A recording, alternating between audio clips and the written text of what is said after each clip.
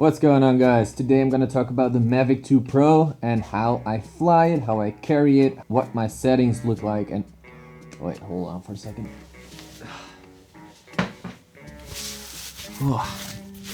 That's a lot better. And before I start the video, I quickly want to say something. Because of Corona, 3 of my main jobs in the upcoming 2 months are being cancelled. So I had to think creatively to make a little bit of extra income. I don't like to ask for donations or anything, so I created a LUT pack to sell. I sell it for like $5, not a lot of money, but you will support me for sure, because $5 is quite a lot of money to me. So if you want a new LUT pack with 24 really powerful LUTs specifically for your drone and for log footage that comes out of the DJI drone, then head over to my website, link is in the description below, and yeah, give yourself a little present. So with that out of the way, let's start the video.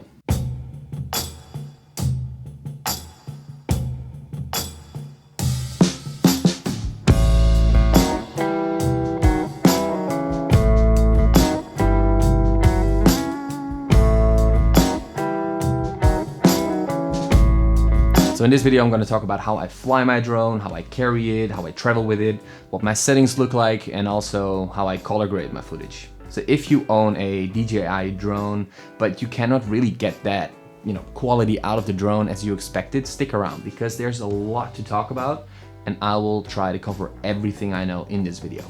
So if you're ready, let's jump straight in.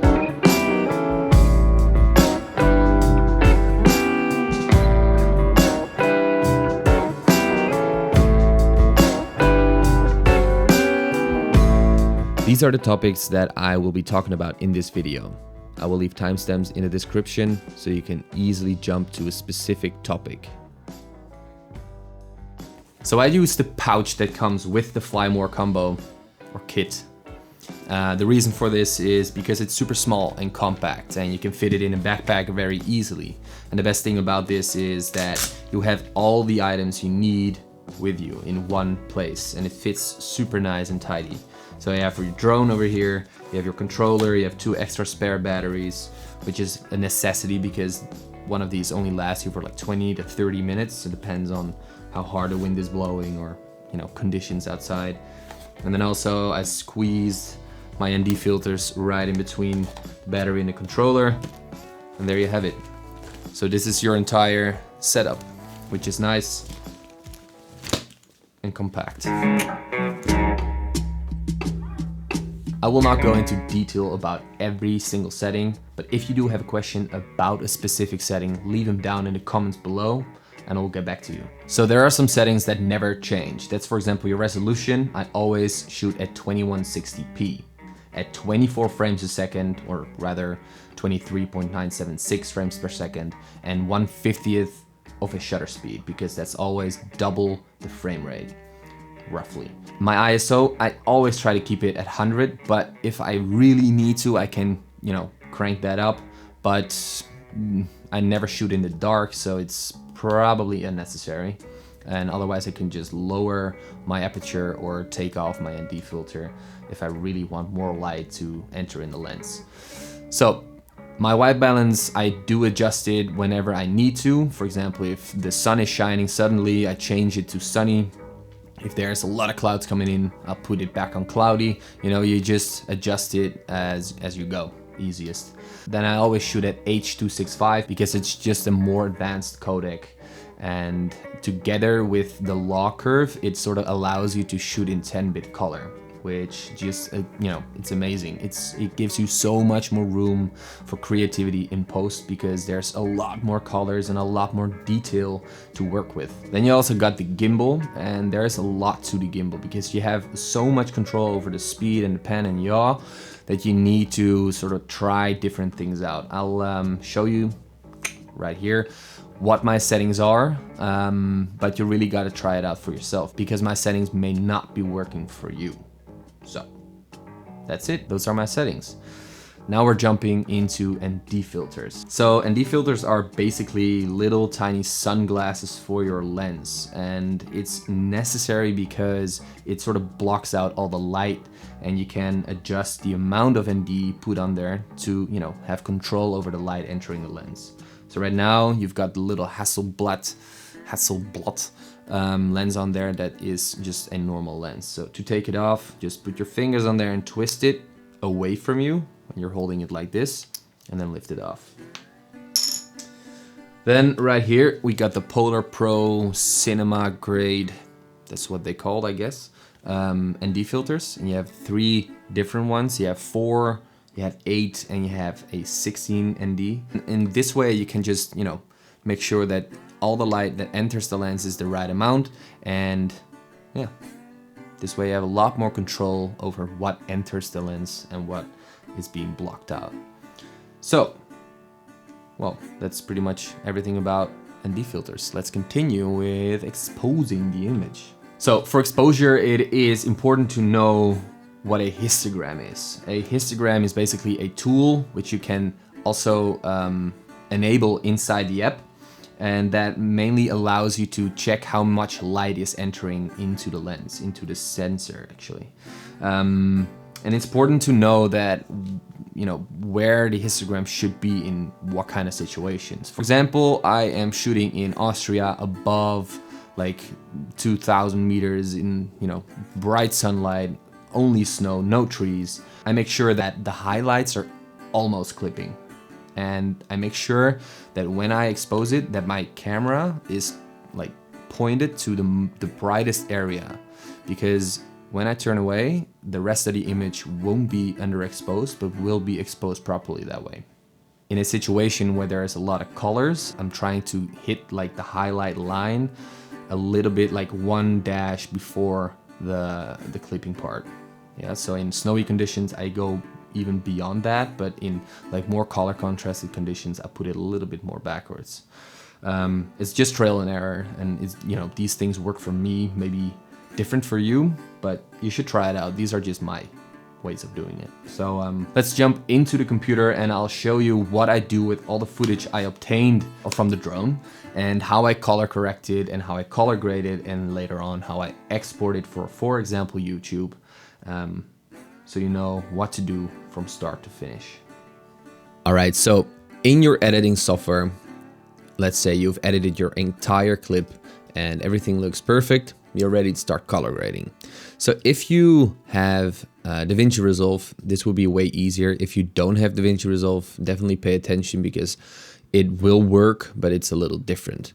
So this clip is shot in D-Log M. Yeah, so if we want to work on this clip, we have to transform it to a workable color space. In our case, that's Rec. 709. So there's 2 ways to do it. You can either put a LUT on there, so for example, a DJI transformation LUT, or what I like to do is to use the color space transform tool within DaVinci Resolve Studio. So just drop it on the first node, and then for your input color space, type in DJ to go to the DJI D gamut. Then for your input, your input gamma, choose D-Log, and then for your output color space, choose Rec. 709, and output gamma, choose Rec. 709 as well. Well, now our image is basically transformed from a log color space to a Rec. 709 color space, but you can see that this is clipping, like it looks terrible. So press on your right mouse, show scopes, and then oh, it's on my other screen. There we go. You can see that everything is clipping. That's not what we want. So there's a really easy solution for this. Go to tone mapping, and click on luminance mapping. And now our image is basically balanced out. So this is as far as it can go. We can, of course, enhance the image, but we'll do that now. So create a new node by pressing Alt S or Option S. And this is how my node tree looks like. So first one is a input LUT, the second one would be white balance. Since this image is balanced pretty good, I would say, I'm not going to do any adjustments on the white balance. So let's continue.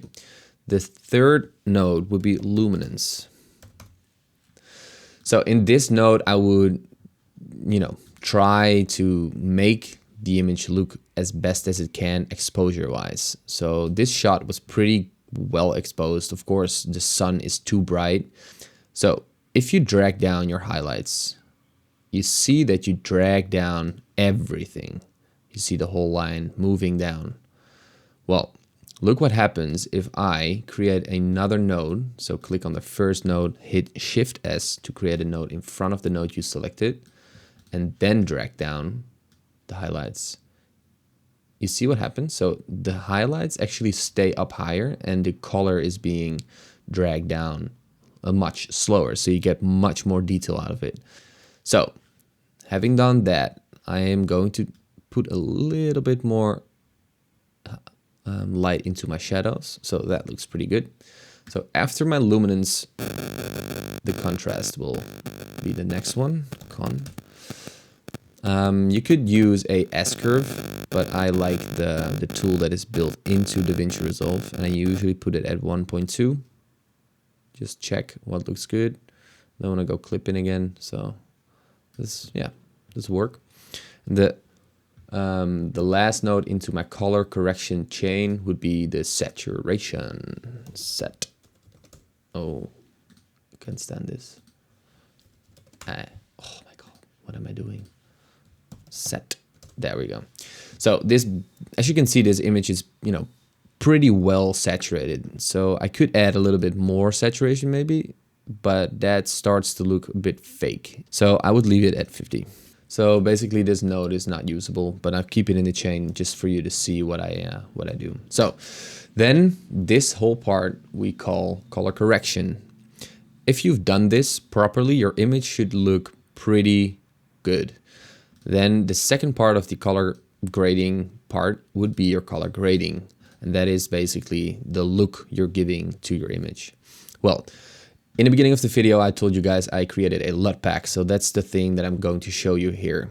So as you know, I created a complete node tree with a transformation LUT from log to Rec 709. So in my LUT pack, you have two options. You have your D-Log and LUTs, and you have your Rec 709 LUT. Since I already made a conversion, I'm just going to use the Rec 709 LUT. So let's drag the Autumn Max onto the node. Boom. You see that the colors are very, very saturated. As you may know, I don't really like that. So I'm going to drag down the colors a bit. There we go. And I'm going to adjust the luminance a little bit. Maybe a bit more highlights. There we go. All right, looks pretty good. So basically, this is all I have to do. If you're using LUTs and you use a proper LUT, a good LUT that looks good out of the box, there's not that much you need to do. What I can do is add a little bit of sharpening because I shoot all my drone footage without sharpening attached to it, and all the LUTs are without sharpening in there either. So there's no sharpening in the LUT whatsoever. So I do add a little bit of sharpness, and I never go below, I never go below 47. That's usually the max. I would go a bit less, yeah. So this is actually it. So if we play back, you see that it looks pretty damn good. All the light coming from the sun looks amazing. The colors look nice and vivid. And if you do that without the LUT, there's a big ass difference. I like this a lot. Looks like autumn. So that's basically it. You could add some noise reduction to enhance the video, because right here there is some noise going on. So I would probably use some noise reduction, but I will tell you guys how to do that and how to properly use noise reduction in another video, because that is another 10 minutes of me talking. So that's it. That's basically it for color grading. So now we're going over to exporting, and exporting is pretty simple.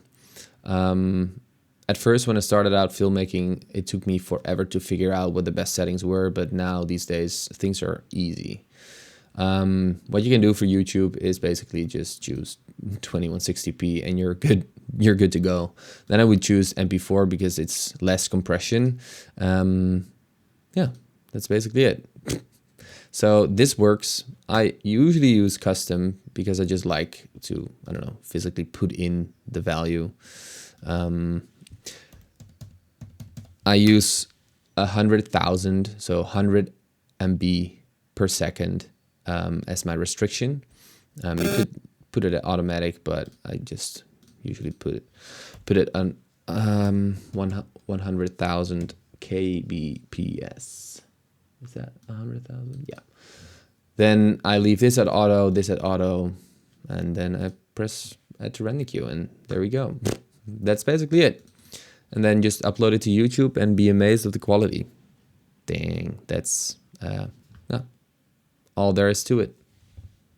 Everybody out there that watched the video until this point, thank you so much. I appreciate it a lot if you spend the time watching my videos. If you did, please like the video and subscribe if you want to see more of my content. And I hope to see you next time. Peace and stay safe out there.